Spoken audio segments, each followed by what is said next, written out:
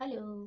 Last class में हमने discuss किया था कि दूरी और विस्थापन इनमें क्या डिफरेंस होता है, ये क्या होते हैं, क्या ये दोनों सेम होते हैं। चलो आज उसके आगे करते हैं हम। दूरी और विस्थापन निकालने के लिए हमें क्या दिशा की आवश्यकता होती है। तो दूरी के लिए तो दिशा की आवश्यकता नहीं होती है, लेकिन विस्थापन होता है, उसके लिए दिशा बहुत ज़रूरी होती है। अगर हमें किसी डिस्टेंस की किसी भी पाथ की किसी भी पाथ की कोई हमें उसकी लंबाई लेंथ पता हो और उसके डायरेक्शन नहीं पता हो, तो उसे हम क्या कहेंगे? दूरी कहेंगे। ओनली दूरी कहेंगे, विस्थापन नहीं कहेंगे। विस्थापन हमेशा दिशा के साथ आएगा। जैसे हमने यहाँ पे एक डायरेक्शन दर्शाई, ये है x axis, x days axis, ये वाई एक्सिस, ये वाई डेज एक्सिस। यहाँ पे ओरिजिन पॉइंट है, यहाँ पे क्या होता है? 0 0। यहाँ हो गया 1 2 3, इधर -1 -2 -3 4 चलता रहेगा। मैंने कहा कि कोई भी ऑब्जेक्ट है, इस ओ पॉइंट से स्टार्ट किया उसने चलना और इस ए पॉइंट पर आया। ए पॉइंट पे आके फिर से इसने इधर गया और इस बी पॉइंट पे आया। तो आपको बताना है जो अपना पाथ है, ओ से ए गया, ए से बी गया, तो इस पाथ की दूरी बतानी है और एक विस्थापन बताना है।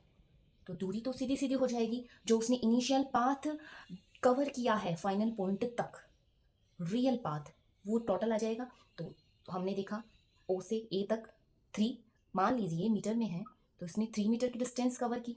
फिर ए से ओ वापस आया तो फिर से +3 किया, फिर प्लस कितना मीटर किया उसने कवर? 2 मीटर। तो 2 करेंगे। अब आप कहेंगे कि मैम यहाँ तो -2 है, लेकिन गौर से सुनो जरा, दूरी में माइनस नहीं आता। दूरी तो आपने जो तय की है वो आएगी ही आएगी। तो क्या हुआ इसका टोटल? 3 + 3 + 2 8 मीटर।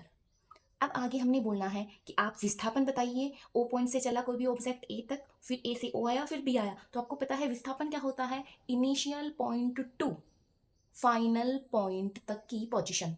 तो आपने देखना है इनिशियल पॉइंट ओ है, फाइनल पॉइंट बी है, तो ओ से बी तक का कितना कवर किया पाथ? तो कितना किया? 2 मीटर किया। क्या हम इसे 2 मीटर बोलेंगे? नहीं बोलेंगे, यहाँ हम इसे बोलेंगे -2 मीटर। क्यों? क्योंकि ये डायरेक्शन के साथ आता है, विस्थापन हमेशा डायरेक्शन के साथ आता है। नेक्स्ट, अब हम देखेंगे कि दूरी हो गई, विस्थापन हो गया। हमें कैसे पता चलेगा क्या दूरी है क्या विस्थापन है? तो एक बार फिर से हम इसका समरी लिखते हैं, इन दोनों में डिफरेंस करके, और फिर समझते हैं इसको, जो हमें और भी अच्छे से समझ आए। तो आपको दूरी देखनी है कि दूरी होती क्या है। तो हमें बताना है जो भी अपना इनिशियल पॉइंट से जो भी रियल पाथ है, हम जहाँ जहाँ चल रहे हैं, चाहे पॉजिटिव चलो चाहे नेगेटिव चलो हो, कैसे भी चलो, आपको रियल पाथ देखना पड़ेगा। और जो रियल पाथ होगा वही क्या हो जाएगी? अपनी दूरी हो जाएगी। और इसमें क्या होगा? विस्थापन में होगा शॉर्टेस्ट पाथ। शॉर्टेस्ट पाथ समझे? जहां से स्टार्ट किया है वो इनिशियल पॉइंट, उस इनिशियल पॉइंट से लेकर जहां तक आप लास्ट तक गए हो, final point, only direct initial to final point का पाथ ही देखना है। वो क्या हो जाएगा? शॉर्टेस्ट पाथ हो जाएगा। ये फर्स्ट डिफरेंस है इन दोनों में। सेकंड डिफरेंस क्या होगा? इसमें ओनली हमें वैल्यू ही मिलेगी, ओनली वैल्यू मिलेगी दूरी में। और डायरेक्शन से तो कोई मतलब ही नहीं है डिस्टेंस में। बट विस्थापन में देखेंगे हमें वैल्यू मिलेगी, वैल्यू के साथ साथ डायरेक्शन का होना बहुत ज़्यादा इंपॉर्टेंट है। अगर डायरेक्शन का पता नहीं चलेगा तो हमें पता ही नहीं चलेगा कि कौन से डायरेक्शन में हम, या अपना जो ऑब्जेक्ट है वो जा रहा है।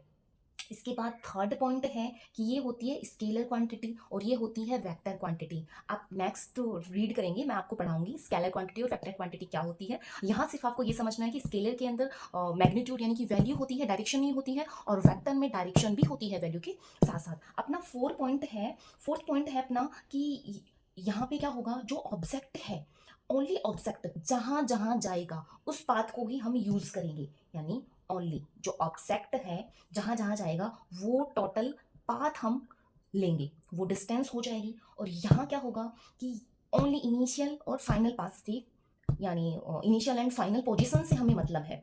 और इधर क्या होगी कि यहाँ निगेटिव वैल्यू तो बिल्कुल भी नहीं आएगी, यहाँ आएगी ओनली पॉजिटिव वैल्यू। और यहाँ क्या आएगी? निगेटिव वैल्यू भी आएगी। इस एग्जाम्पल से हम दूरी और विस्थापन के डिफरेंस को समझने की कोशिश करेंगे। यहाँ हमारे पास है ए से लेकर हमें बी पाथ तक जाना है, तो डिस्टेंस कौन से होगी, विस्थापन कौन सा होगा? तो एक बार तो ऑब्जेक्ट ने क्या किया, इस वाले रास्ते से उसने बी तक की दूरी तय की और एक बार ऑब्जेक्ट ने क्या किया कि नहीं इधर से नहीं जाना मुझे बी की तरफ, मुझे इधर से जाना है बी की तरफ, तो इसने ए एफ जी बी की तरफ गया। ओके, तो डिस्टेंस क्या हो जाएगी ए से लेकर बी तक की इस वाले रास्ते के लिए, तो 2 3 3 कितना होगा, 2 + 2 + 3 7 मीटर। अब ए से लेकर बी इस वाले रास्ते के लिए डिस्टेंस कितनी हो जाएगी, 2 + 6 + 2 कितना हुआ 10, 2 + 6 + 2 = 10 मीटर।